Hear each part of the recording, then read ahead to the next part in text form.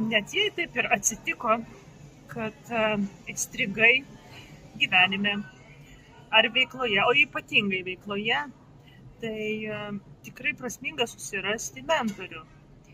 Ir, ir jų yra tikrai daug. Ir klausimas, kur jų rasti. Kartais atrodo, kad aplink mus esantys žmonės gali aptarimais, patarimais apmėtyti ir kažką daryti. Tačiau šitoj vietoj noriu sustabdyti.